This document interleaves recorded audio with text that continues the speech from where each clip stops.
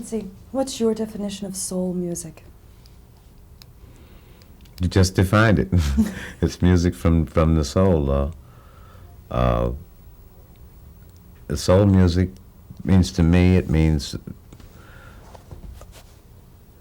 music from the church, the black church that became what it is because the struggles and the human suffering and everything that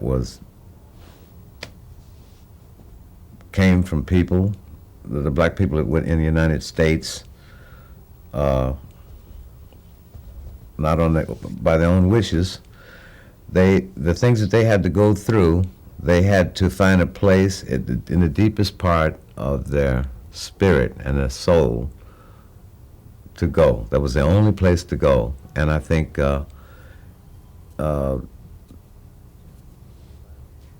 this finally ended up, the centerpiece, the meeting place for this ended up being in the church. And I'd say most of what we call soul music I think it all comes to black church. Who do you consider the great soul artists? Oh, there are so many. There are so many. That's a question I wouldn't even attempt to answer because it goes that the history is so long, because I still consider that you have to look at soul, at the church music if that's the mother, then there are cousins and nephews and all these relatives of jazz and blues and all the various forms of black music that's all from one family, because like even in modern jazz, Milt Jackson once said, that's fine, let's play the real outside songs, which are the more difficult ones. He said, but let's start with the blues first. Let's start and play the blues. And the blues is almost like the universal language of musicians. On that note. Okay. At age 14, when you were living in Seattle, you met Ray Charles and formed a band with him. Can you tell me a little bit about that? What kind of music you were playing, where you were playing? Well, actually, there were two bands at one point. One was Bumps Blackwell Jr. Band that we were playing with. I was playing with, and Ray had a trio called the Maxim Trio, which was piano, bass, and drums. And Seattle was a funny place because you had to get any kind of job you could. So one night might be the pattern of one night might be. At 7 o'clock you start at the Seattle Tennis Club and you play schottisches and you play a little rumba or whatever it was, and Room Full of Roses and some of the pop music at that time, of standard music. And then at 10 o'clock you'd pack up and you'd go over to another club like the Rocking Chair or the Black and Tan or the Washington Educational and Social Club, which, those were the black clubs where you'd play rhythm and blues, and you had to put on a show and keep everybody in a totally different mood than what we'd done at the tennis club. And then at 2 o'clock in the morning, you'd get together and play bebop at the Elks Club. That's what everybody really wanted to play. Now, Ray, that's where we used to meet up. It had the individual bands play the jazz before, and we used to all meet down at the Elks Club and play the jazz things. And then on occasion, we used to work together a lot.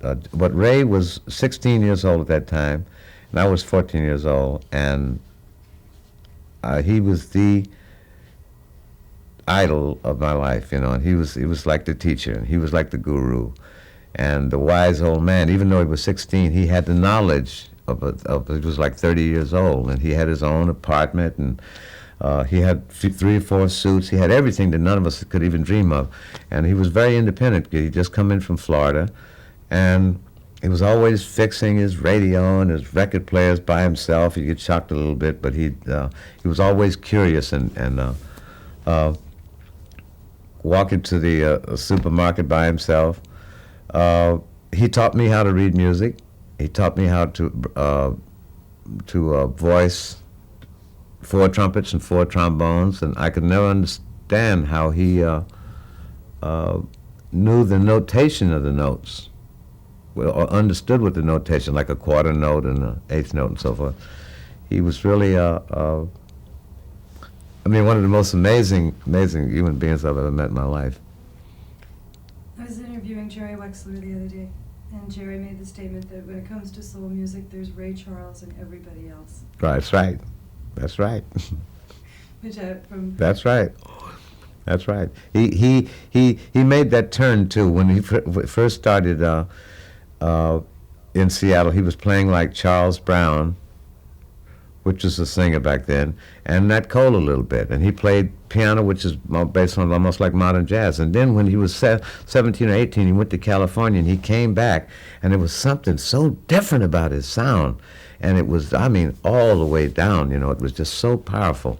And then from there on in, he just proceeded to make the whole world his disciples, because he spoke. See, Ray Charles, if there's any key word about Ray Charles, it is the truth. Because he goes for the truth. What sort of music did you listen to when you were growing up, Quincy? Ray Charles, but I always was involved in a kind of an eclectic thing. The music I loved was like Duke and Basie and Charlie Parker and Louis Armstrong's band too. And the blues bands that came up from California, and Dizzy and Bird and Miles and everything. It was always a very wide range, but it was in school we were exposed to march music and kind of classical music and semi-classical music, and to make a living you had to play schottisches and all those things and so forth. So there was always the full range of music around. And I remember once Ray Charles said to me, we were trying to put a bebop feeling into schottisches one time, and he said, no, he said, you just put your soul into the music you're playing, and let it be a schottisch, and it'll be okay. And I never forgot that. That's amazing. You are a producer, arranger, composer, artist. Which hat is most comfortable for you to wear?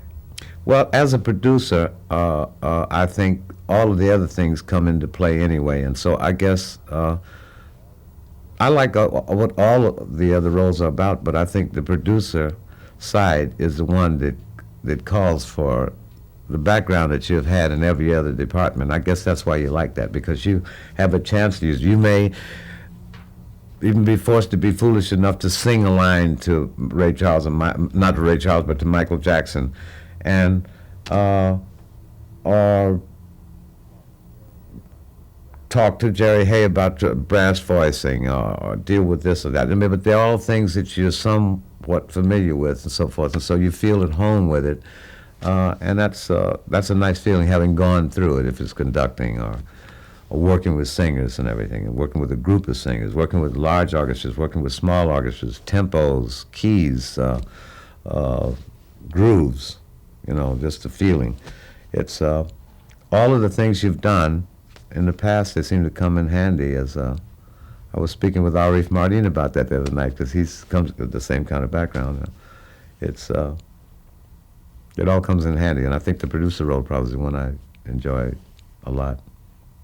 Let's play musical association for a minute. I'd like to mention some people that we're going to be highlighting in the show and get your thoughts. Just a couple of sentences, if you can condense it into a couple of sentences with some of these. Aretha Franklin. Ooh! Aretha Franklin, when she was 12 years old, Donnie Washington, who was a very strong influence in my early life musically, she said, watch out for C.L. Franklin's little girl. And that was Aretha's father. And when she was 12 years old, she said, that's the one. Watch out for her. And she was right. Smokey Robinson. Smokey. He's this is the whole new thing that as a kid that I used to dream about, is to see, to feel a new city, a new sound where one locale, a lot of new influences that influenced each other came out of, and Smokey, I think, is the symbol of what that's all about. Smokey, one of the symbols, like with Stevie and the Motown sound. That's a very special place in soul music. I mean, it is one of the rocks of soul music. It's my next one, Motown. It does. Motown, I think, was a first, and I don't think there can ever be anything quite like it again. It's when you think of one company having Stevie Wonder and Diana Ross and Marvin Gaye and the Jackson Five and Smokey Robinson and all these people, it's just, to me, it's inconceivable. It put the heart of black music, I think, into the ears, really the ears of America and the whole world, because it was it came from a very strong place, because it was a unified family, and it put melody, and it also put the rhythm and the blues out there for everybody to really know what it was all about. It's a institution. Holland Dozier Holland. Holland. The first, I think the first of the just it's hard. I'm saying I'm getting them all locked into one. We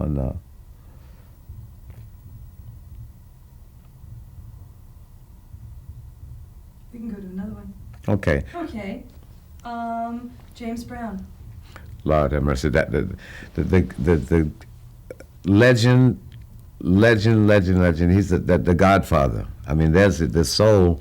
That's that you talk about the soul man. There he is, right there. And I think James is. I went with the back with the Flames. He's a man that has played and been great from the 40s, 50s, 60s, and the 70s, and I think he's going to be bigger than he ever was in the 80s. I really believe that, and he's one of my all-time favorites. The Temptations.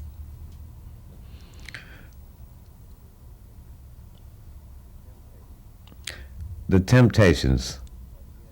Again, it's Motown's genius of fusing a group of very strong individual performers into so that they have the same kind of power as a collective group. And again, this is Motown's own special brand of keeping soul music in America's soul.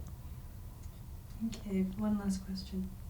Quincy, do you think there is soul in music today? Is it still there? Soul? Do you think there is still soul in music today? Oh, yeah. Oh, yeah. I mean, plenty. It's, it, absolutely.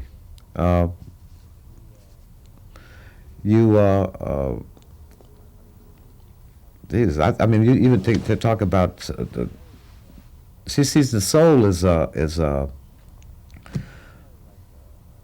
somebody like Tina Turner.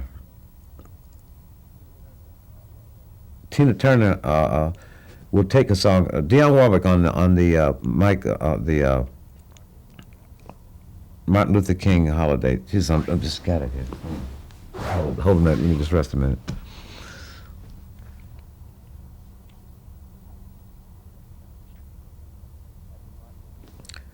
At the Martin Luther King tribute, Dionne Warwick came out at Radio City Music Hall, and she sang the Battle Hymn of the Republican. And it was soulful. That's all I can say. I mean, that's what it's about. And it's about the artist that reaches down to the bottom of their soul and lets what they feel come through and not what they think about it. Thank you. Thank you. I'm blanking out on you. No, that's okay.